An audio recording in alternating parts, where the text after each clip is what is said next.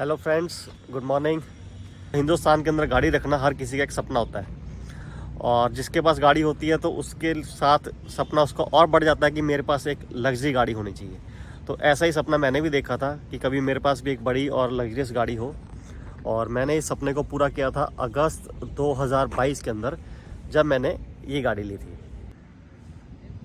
Toyota Fortuner 4x4 automatic. ये गाड़ी मुझको पड़ी थी 48 लाख रुपए की, और वैसे इसकी आज की डेट में अगर वैल्यू लगाऊं तो ये 50 लाख के आसपास की मिलती है। तो दोस्तों, अगर मैं कोई भी इंसान अगर इतना पैसा खर्चा करता है कि 48 लाख 48 लाख 50 लाख रुपए अगर एक गाड़ी पे खर्चा करता है, तो ये चाहता है कि इस गाड़ी के अंदर फीचर्स वाइज कोई कमी ना हो। लेकिन इस गाड़ी के अंदर बहुत सारे फीचर्स की कमी है, बहुत सारे फीचर्स की कमी है। अब जब मैं फीचर्स की बात कर रहा हूँ, मैं कोई ऐसे फीचर्स की बात नहीं कर रहा हूँ कि जैसे सनरूफ नहीं है या रेन सेंसिंग वाइपर्स नहीं है। वो एक गिमिकी फीचर्स हैं यार, वो हो ना हो इतना फ़र्क नहीं पड़ता। मैं उन फीचर्स की बात कर रहा हूँ जिन फीचर्स के बिना इस गाड़ी का तसव्वुर करना पाप है। तो अब ज़्यादा टाइम वेस्ट ना करते हुए स्टार्ट करते हैं कि इसमें क्या क्या कमियाँ हैं। हाँ, एक बात मैं बताना भूल गया कि ये जो गाड़ी है डीजल गाड़ी है, यूरो 6 गाड़ी है। जितनी भी यूरो 6 गाड़ियाँ आती हैं उन सब के अंदर एक एड ब्लू, या ये कह लो कि यूरिया बोल देते हैं कुछ लोग, और वैसे इसको डीपीएफ भी बोलते हैं, वो डलता है अलॉन्ग विद डीजल। मतलब डीजल का अलग टैंक होता है फ्यूल के लिए, और एड ब्लू का एक अलग से टैंक होता है। अब प्रॉब्लम क्या आती है कि इस गाड़ी के अंदर कहीं पर भी आपको एड ब्लू का गेज नहीं मिलेगा। जैसे इसके अंदर ये देखो, ये फ्यूल दिखा रहा है, ये आपकी स्पीड दिखाएगा, और इसी तरह से ये आपको आरपीएम दिखाएगा, और ये आपको इसका टेम्परेचर दिखाएगा, गाड़ी का टेम्परेचर क्या है।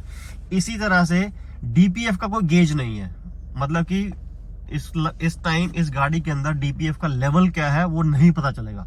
ये एक बहुत बड़ी कमी है। नंबर 2, नो टीपीएमएस, यानी कि टायर प्रेशर मॉनिटरिंग सिस्टम इस गाड़ी के अंदर नहीं है। तो आपको पता ही नहीं चलेगा कि आपके गाड़ी के किस टायर में हवा कम है। हाँ, वो अलग बात है कि आपके अपने ड्राइविंग एक्सपीरियंस के साथ, स्पेशली अगर फ्रंट के जो टायर्स होते हैं उनमें अगर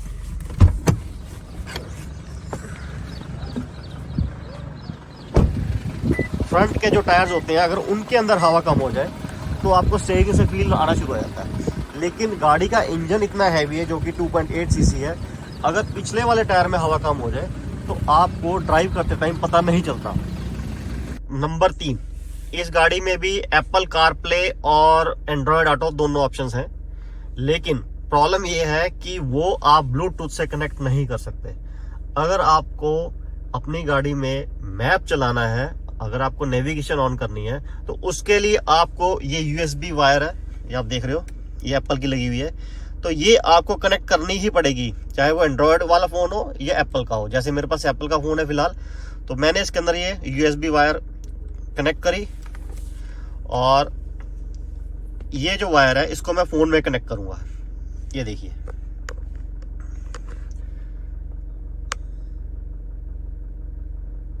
ये मैंने कनेक्ट कर दिया। ऊपर लिखा आ गया एप्पल कारप्ले कनेक्टेड।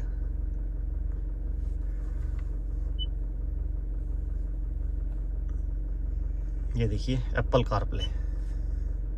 तो अब इसके अंदर ये नेविगेशन ऑन हो गया।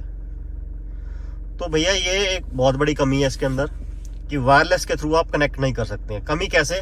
कमी इस तरह से है कि अगर आपके पास सपोज एक यूएसबी ड्राइव है, यानी कि फ्लैश ड्राइव बोल लो, पेन ड्राइव बोल लो, और उसके अंदर सॉन्ग्स हैं, आप उसको प्ले करना चाहते हैं, तो यूएसबी कहाँ लगेगी? यहाँ पर। और साथ में साथ आपको मैप्स भी चलाने हैं, और मैप चलाने के लिए भी वायर कहाँ लगेगी? इसी के अंदर। तो ये एक बहुत बड़ी कमी है। नंबर 4, अगर आप इसकी लाइट पे ध्यान दें, ये सिंगल सेट के साथ आ रही है, यानी कि जो हाई बीम और लो बीम है उसका थ्रो ये सिंगल लाइट ही करेगी, ये सिंगल लैंप करेगा। अदरवाइज बाकी सब गाड़ियों में ये डबल सेट में आती है। जैसे अगर इससे पहले की मैं गाड़ी की बात करूं, जो मेरे पास इनोवा क्रिस्टा थी, उसके अंदर भी 2 लैंप आते थे, यानी कि एक लो बीम के लिए और एक हाई बीम के लिए। होता कुछ नहीं, उससे फ़र्क ये पड़ता है कि आपकी लाइट का थ्रो अच्छा हो जाता है, प्रोजेक्शन अच्छा हो जाता है। नंबर 5, गाड़ी का स्टीयरिंग व्हील। स्टीयरिंग व्हील जो इस गाड़ी का है वो हैवियर साइड है, यानी कि इसका गाड़ी का जो स्टीयरिंग व्हील है वो हार्ड है। हार्ड मीन्स इतना भी हार्ड नहीं है कि डिफिकल्टी आती है।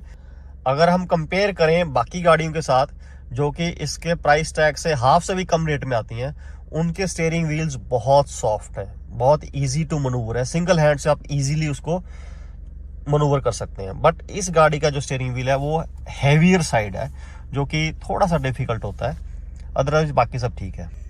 तो दोस्तों ये थे कुछ फीचर्स जो इस गाड़ी में मिसिंग है। मैं उन फीचर्स की बात कर रहा था कि जो फीचर्स मस्ट हैव हैं, जिनके बिना इस गाड़ी को सोचना भी एक तरह से गुनाह माना जाएगा।